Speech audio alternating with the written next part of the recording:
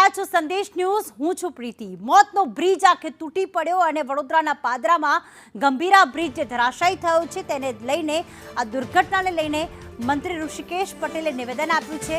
તેમનું કહેવું છે કે દુર્ઘટનામાં 3 લોકોના મોત નીપજ્યા છે। સાથે જ ઋષિકેશ પટેલે કહ્યું કે 5 લોકોનું રેસ્ક્યુ પણ કરવામાં આવ્યું છે, એટલે કે કુલ 8 લોકો આ બ્રિજ ધરાશાયી થતા નદીમાં ખાબક્યા હતા। બ્રિજ તૂટતા તેઓ નીચે પડી ગયા હતા અને એના જ કારણે નીચે ખાબકવાના કારણે 3 લોકોના મોત થઈ ચૂક્યા છે। 5 લોકોનું રેસ્ક્યુ કરવામાં આવ્યું છે। મંત્રી ઋષિકેશ પટેલે આ દુર્ઘટના અંગે દુઃખ વ્યક્ત કર્યું અને સાથે જ આ નિવેદન પણ આપ્યું। આજે વહેલી સવારે ગંભીરા બ્રિજ વચ્ચેનો સ્પાન એટલે કે બ્રિજના 2 અલગ અલગ ભાગ દેખાઈ રહ્યા છે કે કારણ કે વચ્ચેનો સ્પાન ધરાશાયી થઈ ગયો।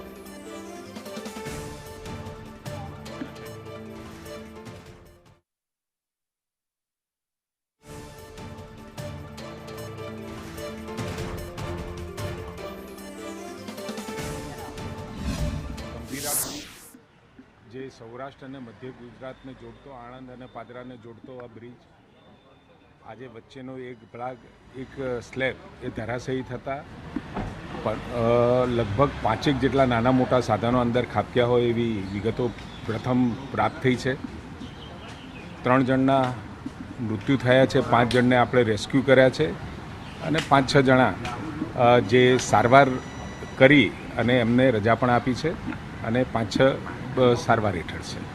ઘટનાનું કારણ શું? કારણ કે લાંબા સમયથી જર્જરિત હતો એ પ્રકારની વાત છે। 2 દિવસ પહેલાં મુખ્યમંત્રીએ રિવ્યૂ કર્યો, એમાં પણ કહેવાયું હતું કે 243 આ પ્રકારના નાના મોટા બ્રિજ છે અને અમે ડાયવર્ઝન આપ્યું છે, તો આ એમાં હતું કે કેમ? આદરણીય મુખ્યમંત્રીશ્રીએ અત્યારે જ એમને સૂચના આપી છે કે તાત્કાલિક ત્યાં પહોંચી બ્રિજ એક્સપર્ટ, ટેકનિકલ એક્સપર્ટ ત્યાં પહોંચી જઈ અને કારણોની તપાસ તેમજ આ બ્રિજ 1985માં બન્યા પછી જ્યારે પણ જરૂર પડી ત્યારે મેન્ટેન કર્યો હતો, પરંતુ આ બનાવનું કારણ શું છે અને મુખ્યમંત્રીશ્રીએ એમના તબક્કે 212 કરોડના ખર્ચે આ બ્રિજને મંજૂરી પણ આપી હતી નવો બનાવવા માટે। એની કામ પ્રગતિમાં હતી, ટેન્ડર એસ્ટિમેટ ડિઝાઇન હેઠળ હતા અને એ થતાં જ નવો આપણે ટેન્ડર કરવાના જ હતા।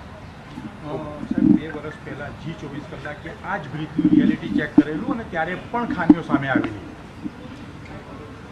આ બ્રિજની નિયમિત મેન્ટેનન્સ અને મરામત કરેલી હતી, પરંતુ આ કમનસીબ બનાવ અને ખૂબ દુઃખદ બનાવ બન્યો છે। મુખ્યમંત્રીશ્રીએ તો તમામ જે પણ કોઈ ટેકનિકલી ખામીવાળા અથવા તો જૂના બ્રિજો હોય તો એને રિયાલિટી ચેક કરવા માટે પણ કહ્યું છે અને એ કર્યા પછી આ બ્રિજને નવો બ્રિજ બનાવવા માટેની એમને સંમતિ આપી। મરામત એટલે કે સમારકામ કરવામાં આવતું હોત તો પછી આ દુર્ઘટના ન ઘટી હોત। 212 કરોડના ખર્ચે નવા બ્રિજને મંજૂરી આપવામાં આવી, ડિઝાઇન તૈયાર હતી, તો પછી જૂનો બ્રિજ બંધ કેમ ન કરવામાં આવ્યો? કારણ કે વર્ષ 2022માં જ આ બ્રિજને જર્જરિત જાહેર કરવામાં આવ્યો હતો, પરંતુ જર્જરિત જાહેર તો કરાયો પરંતુ નવો ન બનાવવામાં આવ્યો, એ બ્રિજને ખુલ્લો જ મૂકવામાં આવ્યો।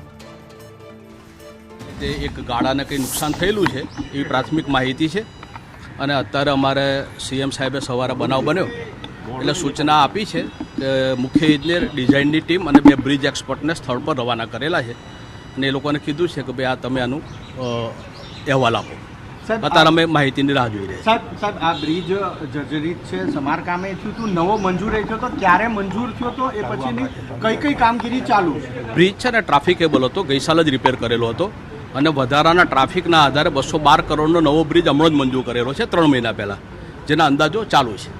સાહેબ બ્રિજ મંજૂર જ્યારે થાય છે, બ્રિજ અથવા તો મકાન, એ પછીની કઈ પ્રોસેસ હોય છે એના નવા નિર્માણ માટેની? એનો સર્વે થાય છે અને પછી ડિઝાઇન કરવામાં આવે છે અને પછી ટેન્ડરિંગ થાય છે। સાહેબ ડિઝાઇનમાં વાર લાગે છે, આવી વાત આવી રહી છે, ચાહે માર્ગના નિર્માણ કાર્યો હોય કે પુલના નિર્માણ કાર્યો? ના, ડિઝાઇન અમારી ટીમ છે, ડિઝાઇન સર્કલ આખું અમારું છે, ડિઝાઇન સર્કલ ટાઈમલી અમે ડિઝાઇન કરીએ છીએ। સર હિન્દીમાં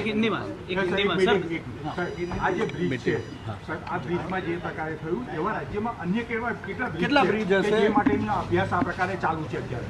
ના, અમારો અભ્યાસ સતત ચાલુ રહે છે અને એ પ્રમાણે અમે કરતા જ હોઈએ છીએ, જે કામગીરી કરવાની હોય અને જે રિપેરિંગ કરવાનું કરતા હોઈએ છીએ। સાહેબ અત્યારે રાજ્યમાં કેટલા જર્જરિત બ્રિજ હશે? કારણ કે મોરબી દુર્ઘટના થઈ ત્યારે પણ એક અહેવાલ મુખ્યમંત્રીએ માંગ્યો હતો, રાજ્યમાં કેટલા આવા બ્રિજ છે?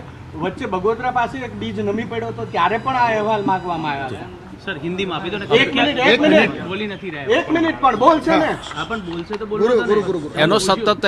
એનો સતત સર્વે થતો રહેતો હોય. સાહેબ અત્યારે કેટલા જર્જરિત બ્રિજ એવા છે કે જે યા તો સમારકામની જરૂર છે યા નવા બનાવવાની અત્યારે નવા 20 બની રહ્યા છે જેને જર્જરિત હતા એના ટ્રાફિક બંધ કરી દીધો હતો અને એના પર અત્યારે નવા બ્રિજનું કામ ચાલુ છે. એ બ્રિજ 248 બ્રિજ પરમ દિવસના તમારા સમીક્ષા બેઠકમાં હતા કે ભાઈ જ્યાં નાની મોટી ખામી છે અથવા તો સમારકામ છે ડાયવર્ઝન આપવા પડ્યા છે.